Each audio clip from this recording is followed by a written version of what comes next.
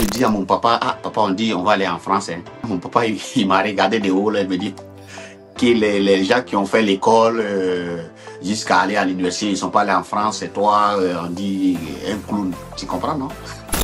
On a fait comme Jean un rond au pied. À un moment donné, j'ai jeté la poudre sur le feu. Et ça fait un gros fumée là. Je te jure, toute la salle était debout. Moi, à l'école, j'étais un élève très turbulent. Et là, c'est la seule façon qui pouvait me garder calme. Et puis, c'est les premiers qui se croisent à Bobo pour les top vacances culture. Et là, nous, on a fait première année, on a tapé béton. On n'a pas passé. Un jeune Africain du village, tu lui dis, il va danser pour avoir de l'argent. Il ne croit pas à ça parce que nous, on dansait pour avoir les riz ou bien qu'on donne à manger. Donc, tout ce qu'on a fait, les gens aiment ça là-bas. Il m'a dit, oui, oui, que les gens adorent. Et là, c'est ça le déclic qui m'a fait venir ici au Canada.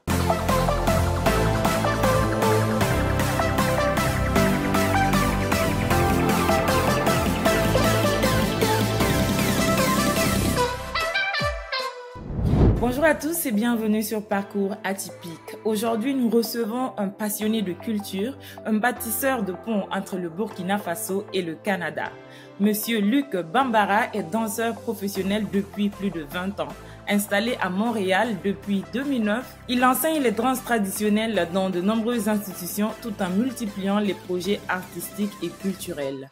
Il est le fondateur du festival Les Voix du Faso, un événement devenu incontournable pour la diaspora burkinabé au Canada qui met à l'honneur les plus grandes voix de la scène musicale du pays.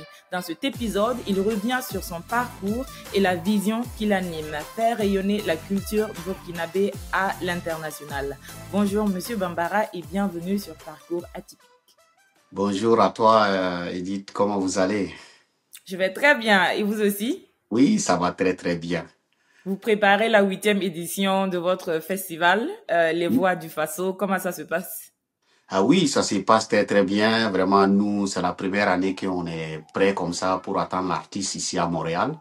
Et on tourne les pouces parce qu'on ne sait pas qu'est-ce qu'on va faire encore parce que tout est déjà prêt, c'est calé, et puis les invitations sont déjà faites et on attend l'artiste.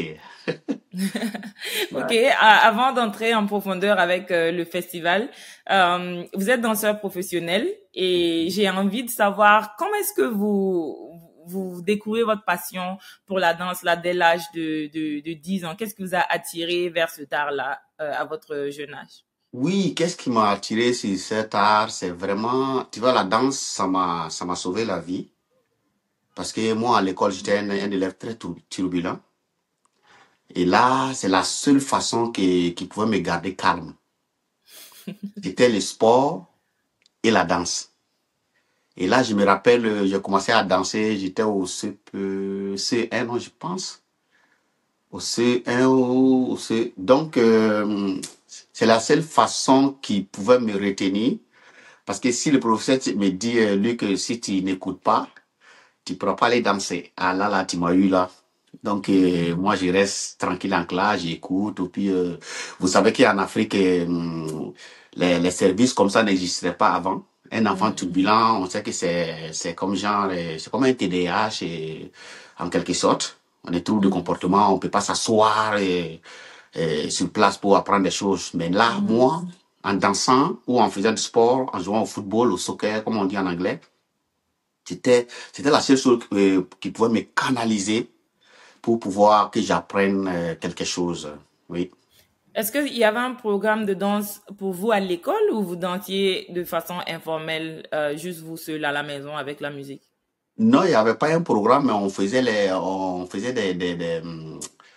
montait des chorégraphies pour les fins d'année. Donc, on avait notre coach qui s'appelait Sama Sophie à son temps, qui nous apprenait à danser des chorégraphies, des chansons burkinabées, des artistes burkinabés à l'école, et on les faisait à la fin de l'année.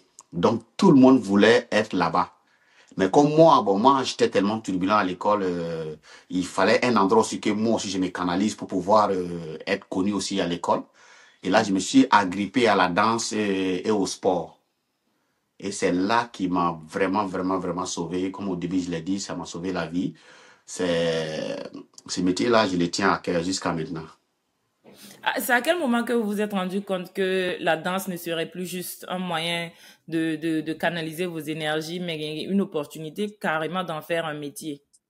Oui, je me rappelle tellement j'étais un enfant très, très turbulent. On m'a envoyé dans un centre de jeunes à Orudara qui s'appelle la Meyado. Donc, c'est quand je suis arrivé là-bas, je me rappelle de ce vieux qui s'appelle Monsieur Koulibaly. C'était mon moniteur à la soudure. C'est lui qui m'a canalisé tout ça. Donc, il m'a dit, c'est vrai que on a des petits problèmes, mais pense à toi, prends ton art et fais et développe-le plus et pour que ça puisse te rapporter quelque chose un jour. Et là, c'est là-bas tout a commencé à Orodara, à la maison de l'enfance, André Dupont de Orodara. Et là, c'est un monsieur qui s'appelle Monsieur Sankara Valentin, qui était un homme passionné de la culture et tu m'as donné une carte blanche. Donc, Luc, montre-moi des chorégraphies et vraiment, je vais les promouvoir. C'était un éducateur du centre. Et là, je vous dis là, en faisant ça, moi j'ai vu que j'ai eu des partenaires, on a eu des partenaires, et je suis allé en France à 14 ans. Ah. Imagine, moi je dis à mon papa, ah papa, on dit on va aller en France, hein. Mhm. Paix à son âme, mon papa il m'a regardé de haut, là, il me dit que les gens qui ont fait l'école jusqu'à aller à l'université, ils sont pas allés en France, c'est toi, on dit un clown. Tu comprends, non?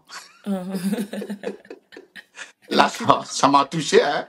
Je dis, donc, c'est là, moi, je dis, ah bon, ok, donc tu vois, les gens qui sont allés à l'université et tout, Mhm. ils n'ont pas eu la chance que moi, mais moi, Mhm. j'ai fait la danse et j'ai eu une invitation pour aller en France. Et là, c'est quand je suis arrivé en France, j'ai dit, oh là là, c'est quelque chose. Et là, arrivé en France, toute l'attention était sur moi comme ça. Mhm. Et là, j'ai vu que ça, là, c'est une affaire que vraiment, il faut valoriser.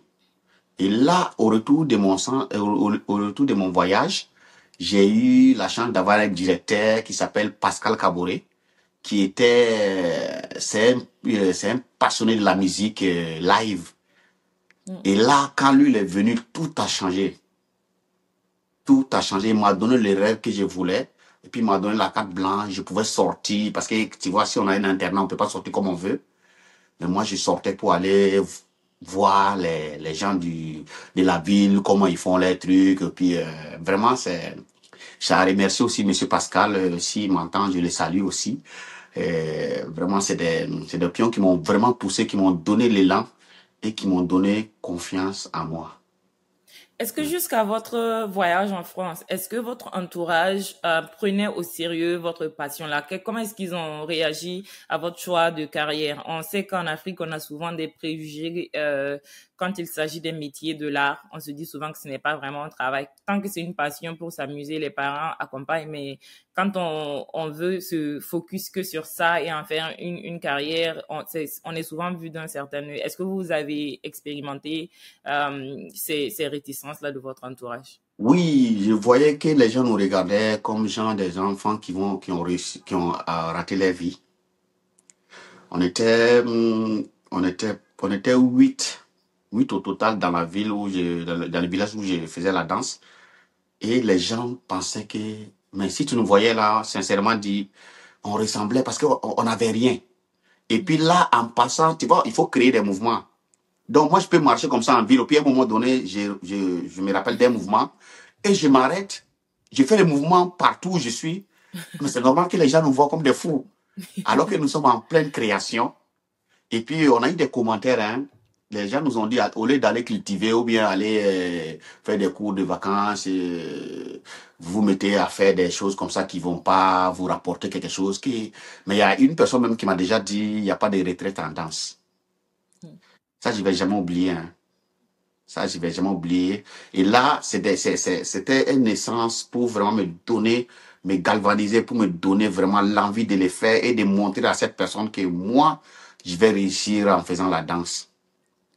Et là, dans le village, les parents, tu sais, mon papa m'a jamais vu danser. Ah bon? Ma maman non plus, sont jamais venus me voir. Parce que, alors que la salle où on faisait les spectacles était vraiment à comme genre 10 mètres de la maison.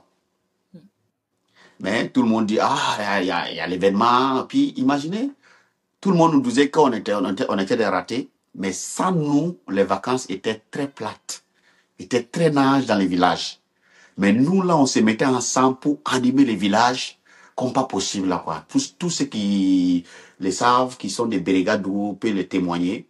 On était vraiment un moteur pour vraiment bouger les vacances. Et qu'est-ce on a remarqué?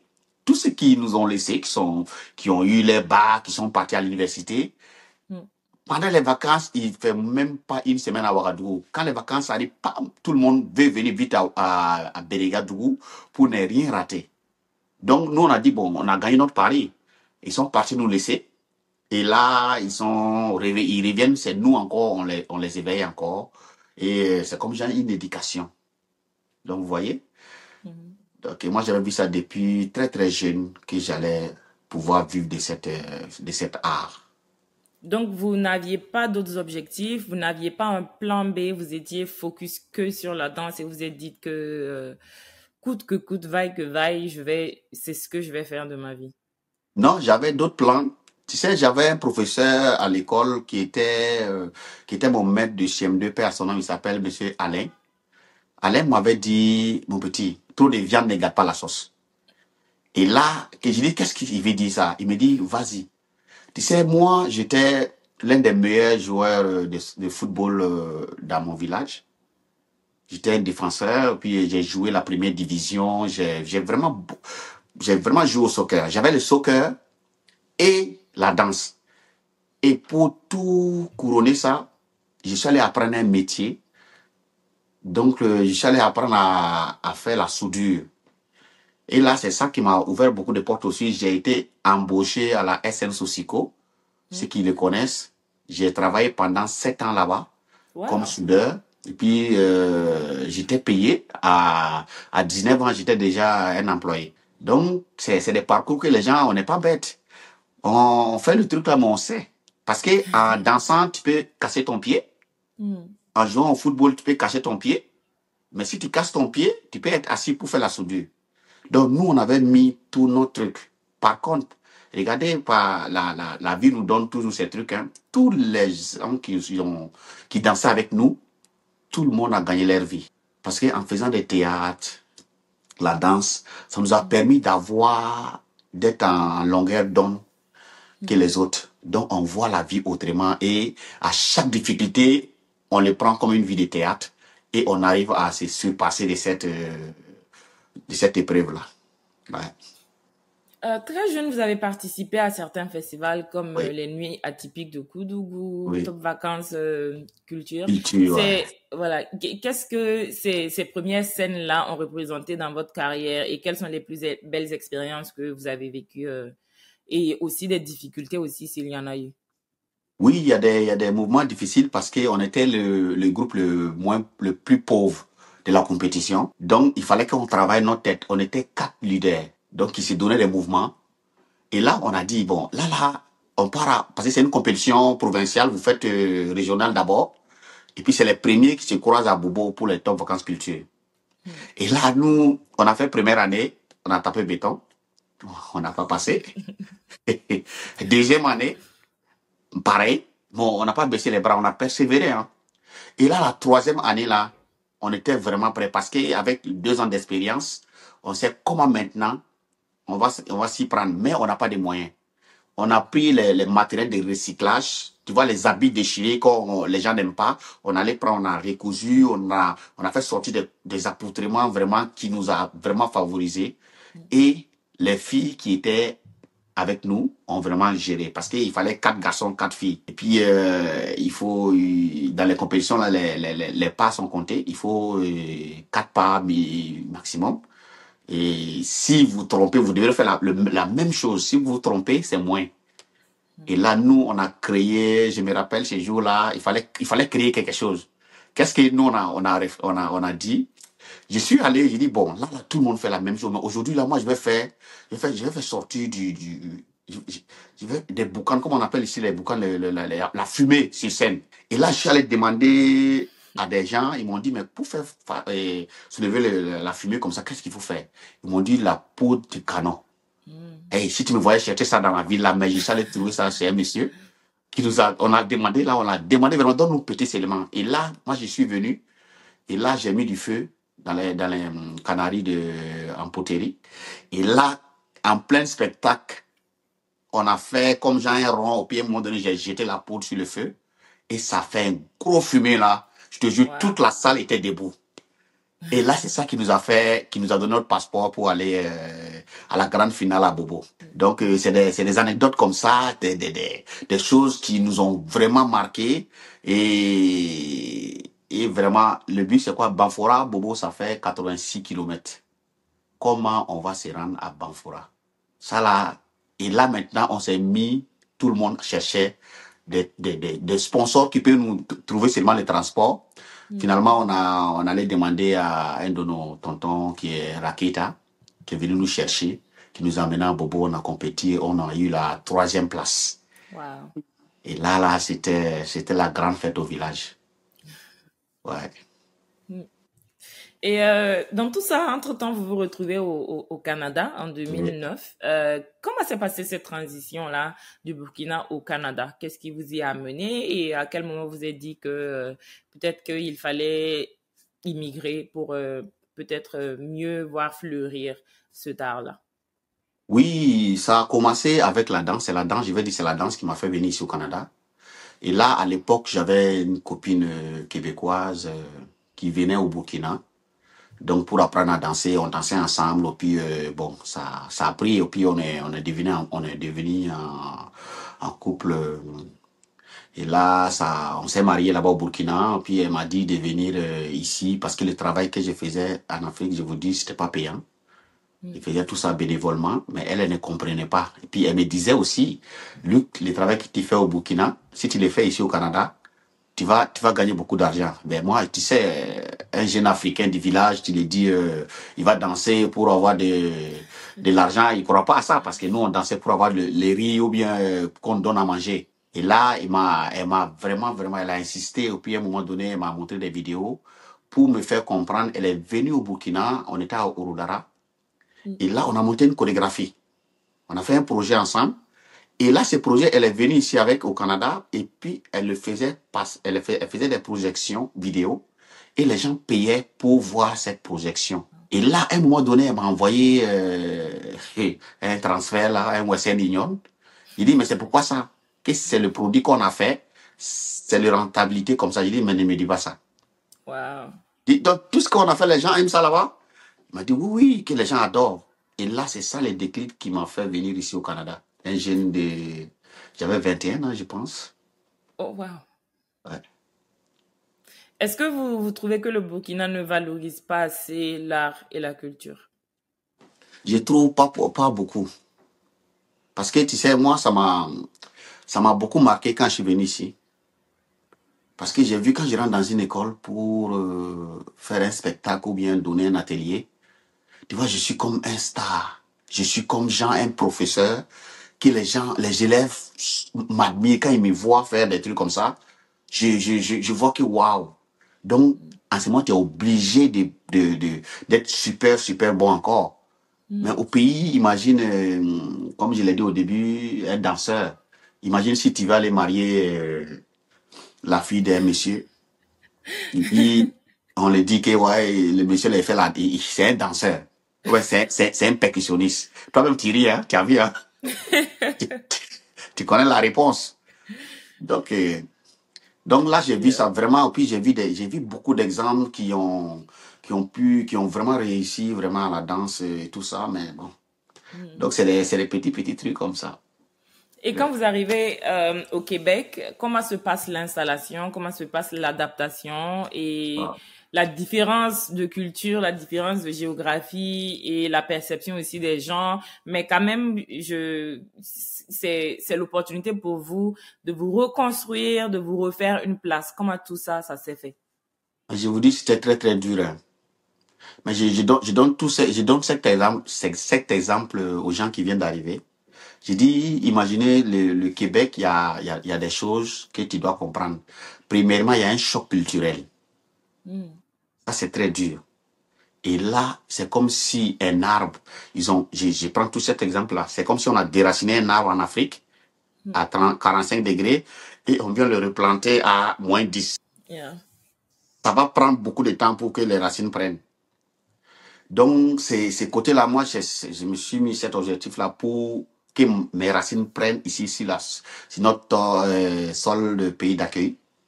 Et là, ça a bien pris, mais c'était très, très, très, très dur. Imagine à 21 ans, en Afrique, à l'époque, on était encore des enfants.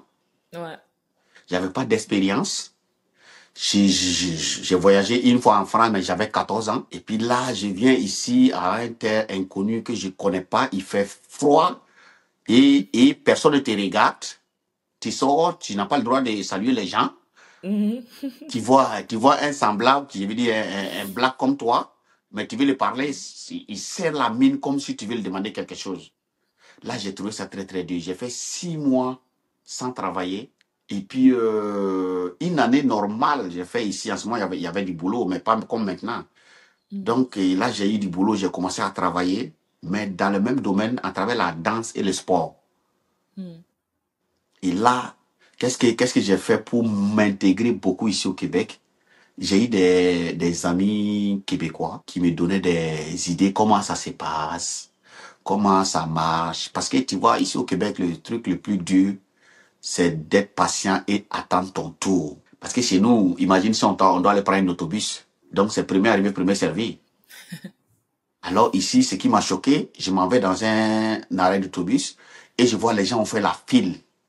Et chacun rentre. Le premier arrivé, c'est lui qui va rentrer jusqu'au dernier. Là, ça m'a vraiment, vraiment, vraiment... J'ai appris beaucoup de choses tout de suite. Comme on le dit, moi je dis toujours aux gens, on peut sortir l'Africain de l'Afrique, mais pas l'Afrique de l'Africain. Donc, c'est des exemples comme ça que j'ai eu, mais l'adaptation a été très, très dure. Mais par finish, on finit par comprendre les choses, ou puis à comprendre, et surtout la langue. Le français d'ici, il faut vraiment être à l'écoute pour bien le comprendre.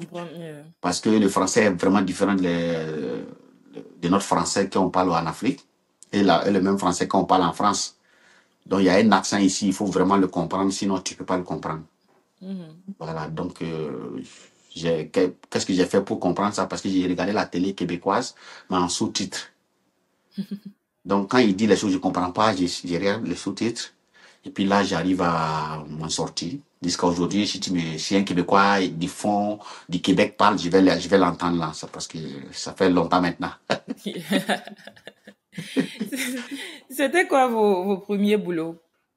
Mon premier boulot, je travaillais dans un centre jeunesse qui s'appelle le centre Boys Dio, qui était dans les quartiers. Donc le but, c'est quoi? C'est d'occuper ces jeunes-là après l'école pour ne pas qu'on les recrute dans les gangs de rue ou bien de rester dehors tard. Donc, moi, j'étais animateur jeunesse. C'est comme si je m'occupais des jeunes. Dès qu'ils sortent de l'école, je les donne des collations, puis je les amène au terrain. Puis on joue au foot jusqu'à quand ils vont être fatigués. Et quand ils sont fatigués, ils rentrent chez eux, ils dorment. Donc, c'était ça mon premier boulot. J'ai fait ça pendant 8 ans. Ah ouais. Ouais. 8 ans après, je suis parti. Pour ceux qui sont animateurs dans les centres jeunesse, ils savent qu'à un moment donné, ça devient très lourd. Si tu vois que tes jeunes s'en sortent, et puis il y a d'autres qui s'en sortent pas, et puis il y a d'autres même qui se font tuer. Donc, ça vient me chercher parce que les jeunes, la première fois que j'ai eu ça là, ça m'a vraiment attristé. Puis, c'est comme un jeune que j'ai pris depuis il avait 8 ans. Donc, à ses 18 ans, il a perdu la vie. Donc, il n'avait pas pris la bonne décision de la vie. Et puis là, bon, ça a donné ça m'a vraiment attristé parce que j'avais mis tout mon cœur, puis j'ai donné tout ce que je pouvais à ce jeune-là. Mais c'est quand il a commencé à fleurir. Et là, son passé l'a rattrapé. Ouais. Comment vous êtes arrivé à bâtir cette légitimité-là pour pouvoir enseigner dans ces institutions, travailler avec des enfants, enseigner la danse traditionnelle africaine à ces étudiants? C'était quoi? Qu'est-ce qu'on demandait de vous et comment vous êtes arrivé à prouver que vous avez ce qu'il faut pour ces missions? Parce que moi ici, qu'est-ce que j'ai compris? J'ai pris 50% de notre façon de faire en Afrique, puis 50% d'ici pour les mettre ensemble. Ça fait un mythe, on appelle ça multiculturel. Mm. Donc, moi, je les mets ensemble et puis j'essaie de... Il y a des choses que je laisse. Et puis, je me suis formé. Tu vois, au centre où je travaillais, j'ai eu des formations comment réagir avec un ado, Mm. comment réagir avec un enfant. C'est très important ici parce que les enfants ici sont très fragiles. Mm. Tu vois, chez nous en Afrique, quand tu peux dire à un enfant, tu vaux rien, va t'asseoir là-bas, ça va passer. Mhm. Mais ici au Canada, tu dis à un enfant comme ça, là, tu vas le marquer à vie. Yeah. Et là, moi, je me suis formé de ce côté pour pouvoir communiquer avec ces jeunes, avec le langage d'ici. Mm. Parce que vous savez, si on prend notre langage de l'Afrique, ça c'est un peu dur. Ouais. Donc, je me suis formé pour pouvoir les parler, même il n'arrive pas à faire ce que moi j'ai fait. Je l'encourage tellement que je lui donne l'envie même de le refaire. Et là, quand l'enfant arrive à le faire, là, il devient comme un champion de l'école en ce moment. Mm. Donc, c'est ça, c'est très important de se former dans ça aussi. Mm. Parce que sinon, tu vas dire des choses, selon nous, il y a des choses qu'on dit, c'est correct, mais l'enfant ne peut pas comprendre ça. Tu vas te faire appeler par l'école ou bien par la Ouais, ici, police. c'est de l'abus. C'est ça, Alors tu que vois, non? en Afrique, Et c'est notre quotidien. voilà, c'est ça. La Ouais, différence culturelle, c'est comme le oui, jour et la nuit. Ce que vous c'est avez vrai, dit, c'est bon, vrai. je suis aux États-Unis, mais c'est à peu près la même chose avec Ouais, les ouais, enfants ouais. très, très Mhm. fragiles. Surtout, beaucoup de choses, ça constitue de la violence verbale. Ouais, Puisque ouais. nous, on rit de ça et Non. puis on se Ça, tue. c'est notre gâteau. Ah, mais oui. Nous, ça nous dit rien, Ça ça nous nous, dit rien. On a tellement entendu ça tous les jours avec les parents que... c'est ça. Mais ici, là, il faut pas le dire, hein, il faut le dire, c'est pas bon, ça. Ouais. Mais comment est perçue la danse traditionnelle africaine au Canada quand vous comparez avec le Burkina? C'est quoi la perception et qu'est-ce qui attire les gens là-bas dans cette façon de faire là de l'Afrique? Ben, c'est l'authenticité, là. Tu vois, quand on fait la danse africaine, c'est vrai. Et puis, ça communique. Moi, je dis aux gens, à chaque fois, quand tu danses, là, ton visage communique, ton corps communique. Mm. Donc, qu'est-ce que moi, j'ai créé? J'ai créé un truc pour que tout le monde puisse être à l'aise. Les bons danseurs, les mauvais danseurs, pour que tout le monde puisse faire quelque chose pour être vraiment bien dans sa peau et me dire, ah, lui là, c'est lui là, je vais avoir.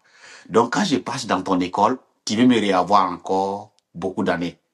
Parce que c'est quoi mon but? C'est d'aller chercher le jeune qui ne participe à aucune activité.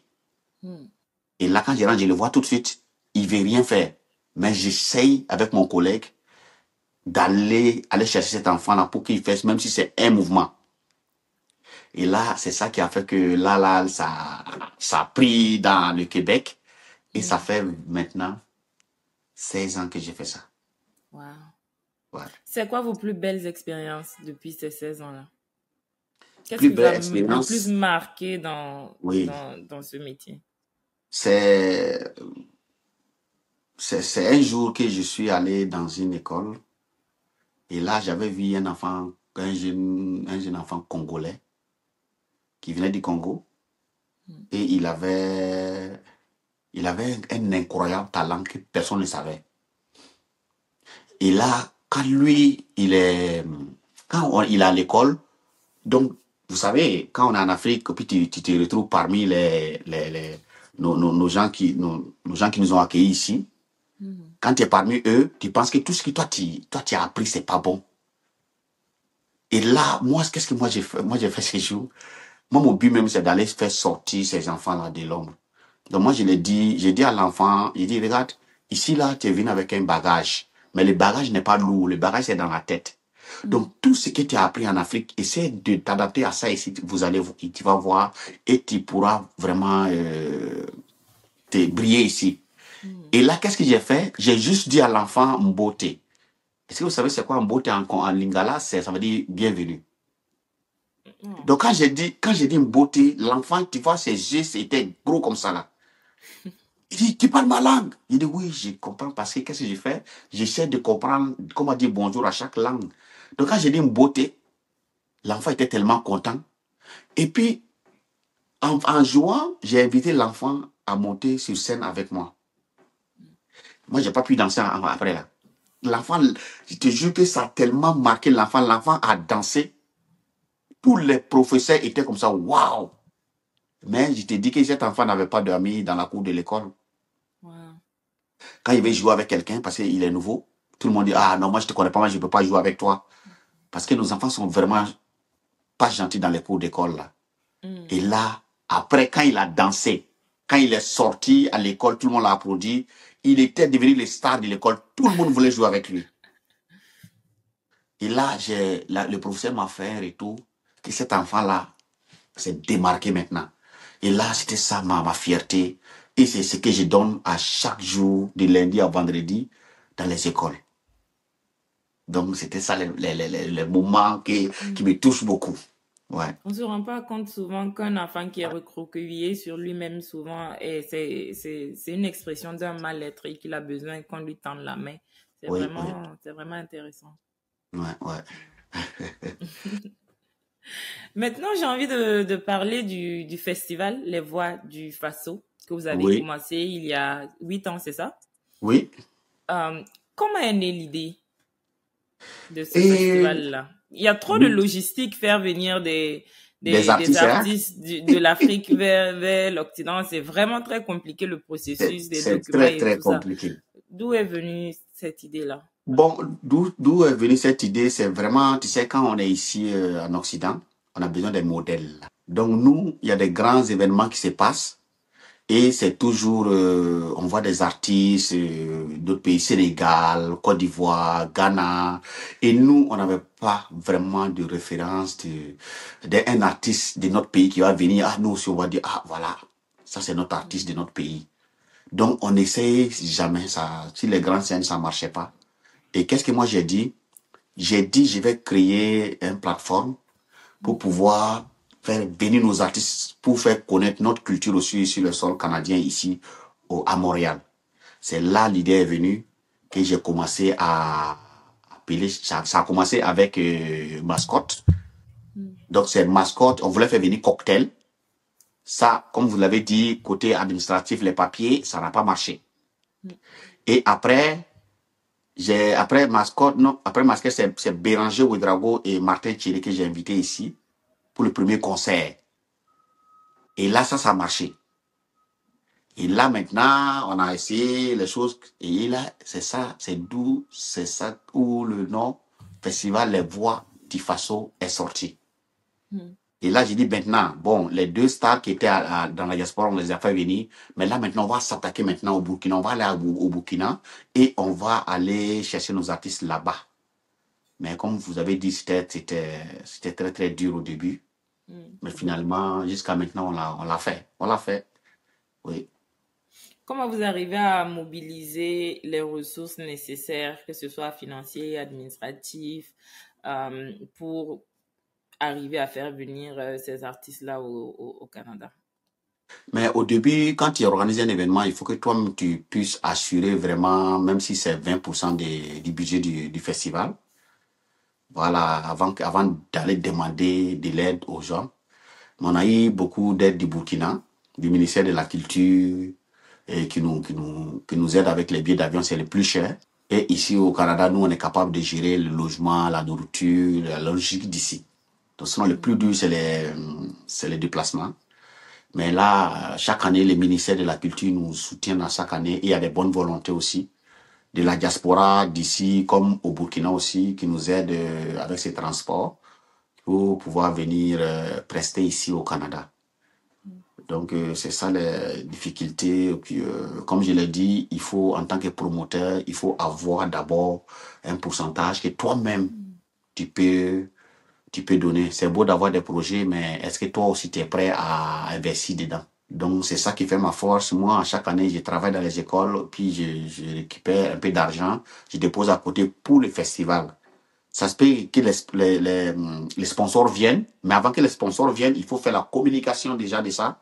Tu ne veux pas attendre l'argent des sponsors pour pouvoir le faire avant. Donc, il faut le faire avant que les sponsors n'arrivent. Parce que c'est ça qui va faire que les sponsors vont venir, si c'est bien organisé. Le festival a vu de grands noms de la scène Oui, musicale oui. burkinabé. C'est quoi vos plus grandes fiertés, les plus belles expériences avec le festival? Est-ce que vous pouvez nous Oui, donner quelques noms, quelques années et qu'est-ce que vous avez pu accomplir? oui, la première année, c'était avec Dico Fils. Donc, Dico Fils est venu, et puis là, il était le coudé d'or en ce moment.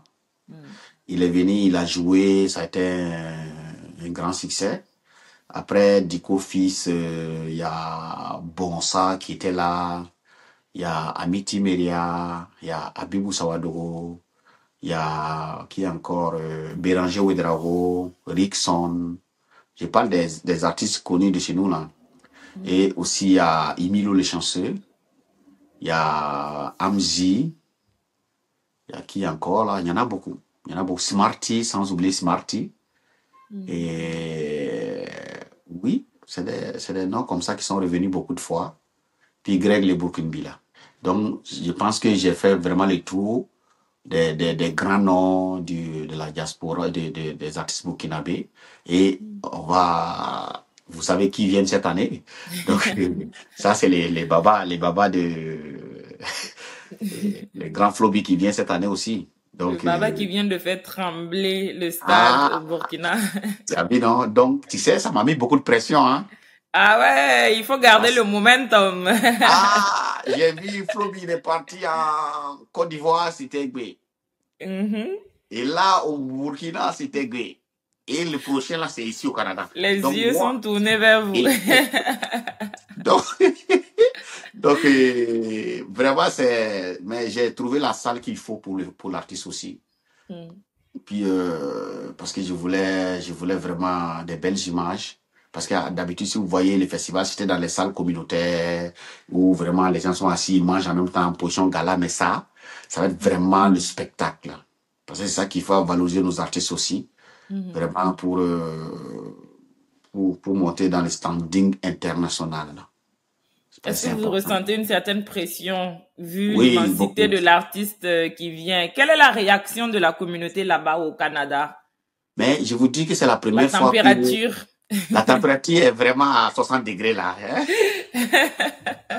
Parce que c'est la première fois que quand j'ai fait un petit promo, ça prend toute la communauté. Et c'est Hmm. la première fois que quand je vois un Burkinabé, je dis, tu sais que Flo vient ici. Il dit, oui, je suis au courant. Donc moi, ça me fait peur. Tu vois, même la salle que j'ai prise, j'ai peur. Parce que Hmm. ça pourra pas contenir tout le monde. Voilà, donc j'ai beaucoup de pression de ce côté. Et Hmm. j'espère que ça va répondre à ça. Mais le but, c'est qu'on va essayer de satisfaire tout le monde. Hmm. C'est ça mon but. Comme les 7 autres années. Vraiment, c'est mon but, c'est quoi? Cette année, tu vas venir, tu vas me voir. Je ne suis pas assis, hein. On me dit, Luc, va t'asseoir avec les autorités. Je dis, si je m'assois là-bas, je vais mourir sur Wow. place. Parce que je suis un homme de terrain.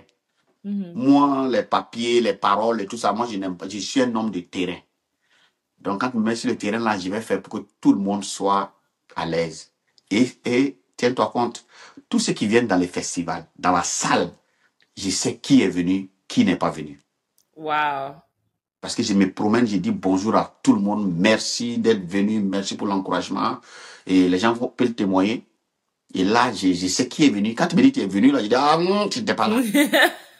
Ouais. Parce que c'est ça l'amour du travail aussi. Si tu vois que ça marche, toi-même, tu sais que la diaspora n'est pas facile. Tu sais, la première année, c'était très, très dur. Deuxième année, troisième année, donc c'est la quatrième année. Tu vois, la diaspora est dure et à un moment donné, ils comprennent. Mhm. Ils voient que là, tu es en train de faire vraiment de l'effort. Ils vont vraiment t'accompagner comme il le faut. Donc, je les salue, la diaspora et Burkinabé au Canada. Vraiment, merci beaucoup. Ça fait vraiment plaisir. Comment vous êtes arrivé à vous faire connaître dans cette communauté-là? Est-ce que vous participez aux événements communautaires? Est-ce que vous avez une association des Burkinabés du Québec? Comment est-ce que la diaspora burkinabé est organisée là-bas? Oui, il y a beaucoup d'associations burkinabées. Et il y a l'association des Grands Montréal qui est là et il y a l'association Boulgou à Montréal. Donc Boulgou, qu'est-ce que moi je dis? Boulgou, c'est l'association où c'est les gens qui sont un peu à un certain âge. Et l'association à la BGM, c'est comme genre euh, la jeunesse. Donc moi, je n'appartiens pas à une association. Moi, je suis vraiment je fais les ponts. S'ils ont besoin de moi à n'importe quel moment, je suis là. À chaque événement burkinabé, si c'est le Burkina seulement, je suis présent. Et je le fais, je monte mon projet, je monte mon programme. Tu vois, on a quitté l'Afrique, mais l'Afrique reste en nous aussi. Hein. Parce que si tu viens pas dans l'événement des autres, pourquoi les gens vont venir dans ton événement? Donc, souvent, je vois, il y a d'autres qui viennent, ils disent, je viens pas pour l'artiste, mais je viens pour toi, Luc. Donc, ça me touche. J'ai entendu cette année encore ça, là, ça m'a vraiment touché. J'ai dit, mais pourquoi tu viens à cause de moi? Que non. Parce que les gens regardent, quand il y a des événements, tu es toujours là. Et puis, quand je suis dans un événement, je prends comme si c'était mon événement à moi. Tu vas me voir ramasser des chaises, et puis balayer à la fin de l'activité. Et puis, ça surprend les gens. Puis les gens, moi, je faisais pas ça pour que les gens me voient. Mais les gens remarquaient tout ça. Et là, c'est ça qui fait vraiment la mobilisation ici. Et je connais des gens qui sont venus 8 années de suite. Cette année encore, la même personne, j'ai quelqu'un qui paie à chaque fois, peu importe le prix du billet, il paye 10 tickets tout de suite. Ça fait 8 ans. Et hier, tout Wow. récemment, la même personne, il se reconnaît dedans, il a payé 10 tickets encore. Donc, tu vois, c'est des douaniers comme ça qui nous donnent le courage vraiment de continuer et de ne pas baisser les bras. Sinon, à un moment donné, là, on dit, pourquoi j'ai fait ça? Bon, tu vois, on a eu des gros soucis avec les visas, mais une chance qu'on a une ambassade ici du Burkina qui nous ont vraiment soutenus. C'était du nom de, comment on appelle, Madame Bationo, Sévérine Bationo, et notre chargé d'affaires actuellement.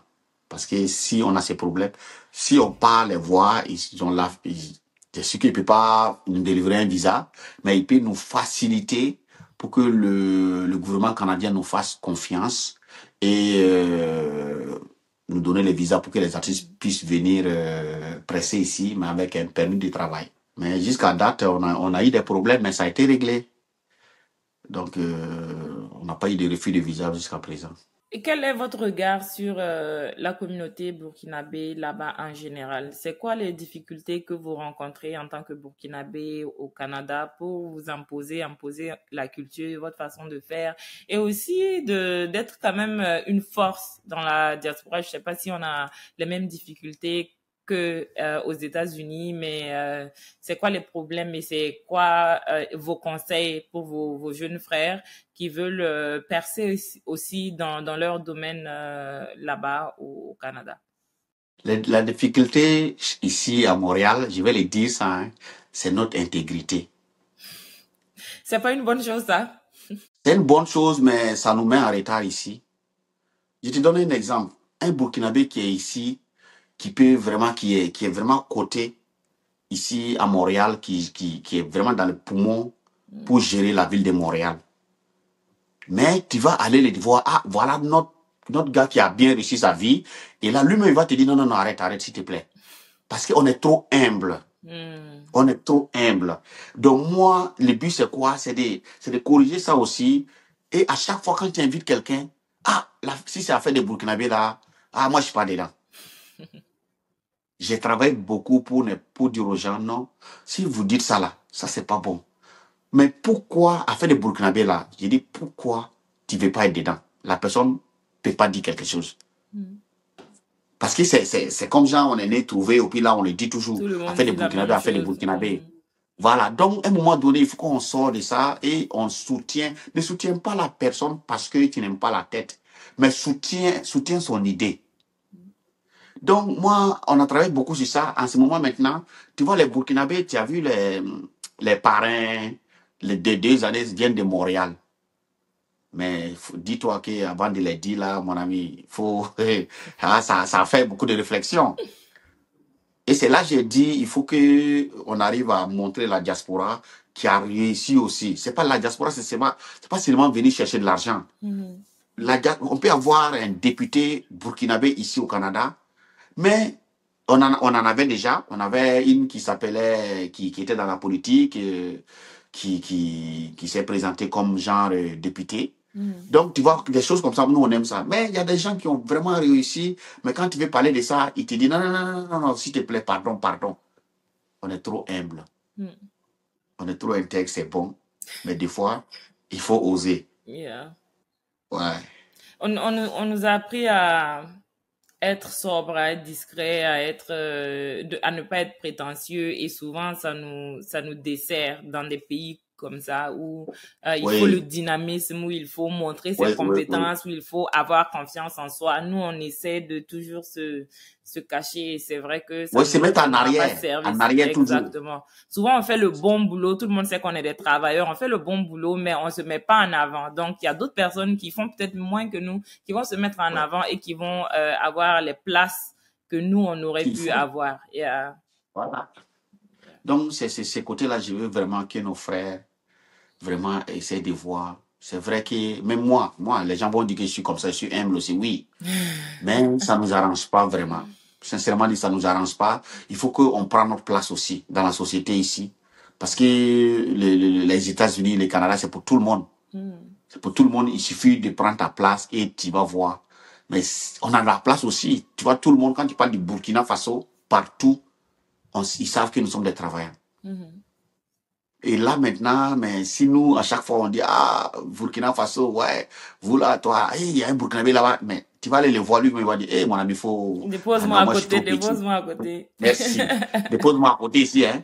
Et moi, je vais vivre caché, moi, j'ai pas de problème, tu comprends, ici, il faut qu'on prenne notre place. C'est juste ça. Sinon, tu sais, la diaspora, j'ai vu aux États-Unis, ici, j'ai fait New York, je suis venu 4 fois. J'ai vu des restaurants, les bars, que les Burkinabés ont fait là-bas, là, c'est vraiment à saluer.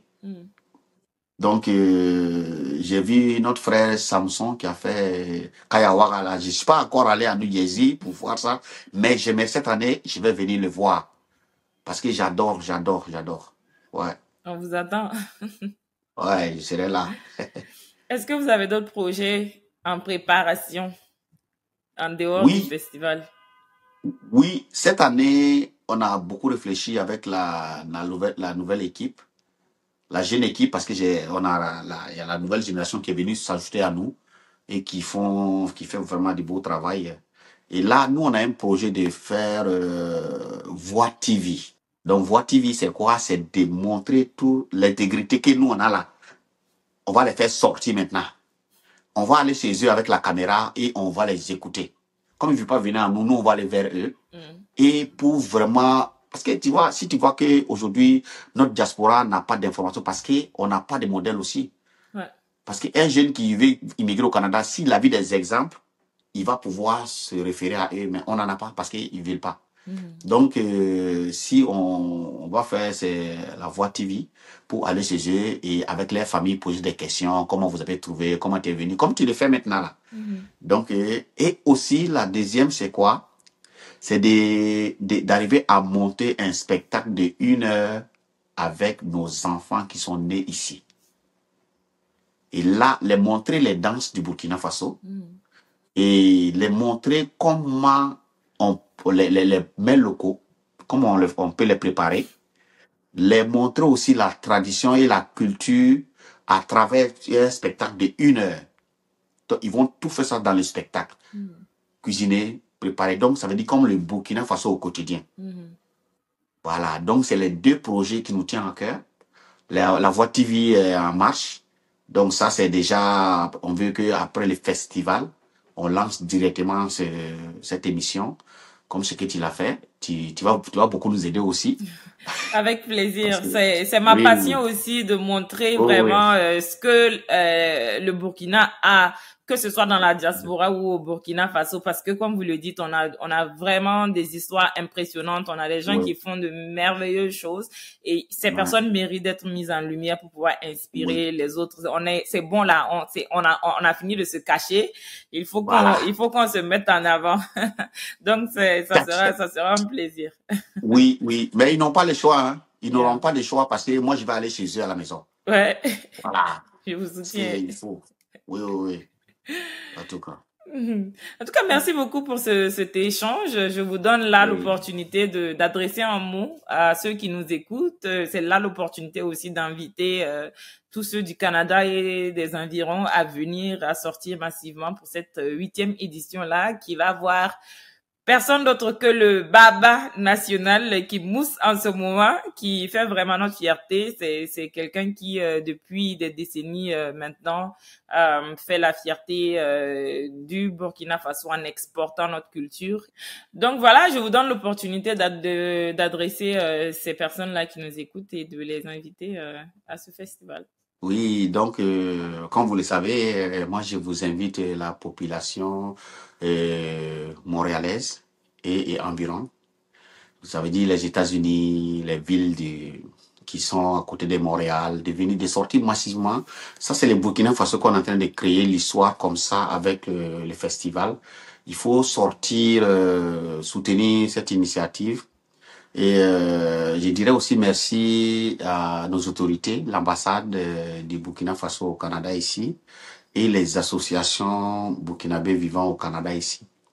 Et vraiment, c'est très, on voit leur travail, on voit qu'ils sont en train de, de s'unir ensemble pour vraiment travailler, bâtir un Burkina meilleur et soutenir vraiment notre gouvernement qui est là à ce moment pour le truc. Donc, à travers tout ça, c'est ça être patriote aussi, venir soutenir les artistes, nos artistes, parce que c'est nos artistes à nous. Comme je vous ai dit, j'ai beaucoup de pression. Loubiagoué, Côte d'Ivoire, et le stade municipal était plein à craquer. Et là, Montréal, c'est le tour de Montréal maintenant. Donc, je vous invite à sortir massivement. Et vraiment, merci à toi aussi, Edith. Vraiment, ça m'a fait vraiment, vraiment, vraiment plaisir. Et parce que j'ai vu ton émission avec Floby, Alif Naba. Vraiment, je connaissais pas, mais vraiment, je t'encourage beaucoup, beaucoup, beaucoup à se cette lancée.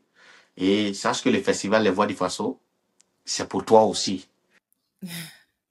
Merci pour l'honneur. Merci beaucoup. Merci encore d'être passé. Et bon vent pour cette 8e édition. Bon vent aussi pour les projets que vous êtes en train d'entreprendre. Merci, Et merci. on garde le contact. On sera là calé pour voir le Baba à Montréal. Merci, ça va me faire plaisir. Et merci beaucoup au comité d'organisation. Je sais ils vont voir cette vidéo-là. Merci à tous ceux qui sont là, qui travaillent bénévolement pour le festival. Vraiment, on les dit merci beaucoup. Ne pas lâcher, de continuer comme ça les combats. Ça va payer un jour, Inch'Allah. Et on dit la patrie ou la mort, nous vaincrons. Nous vaincrons. Ouais. Merci beaucoup. Merci et à la prochaine. Et chers tous, merci de nous avoir suivis. Pour ceux qui sont pas loin du Canada, sortez massivement pour aller soutenir notre frère, pour aller donner de la force au Baba national. En attendant, restez connectés sur Parcours Atypique. Si vous n'êtes pas abonné à la chaîne YouTube, c'est le moment de le faire. Ça prend une seconde. Allez, ciao.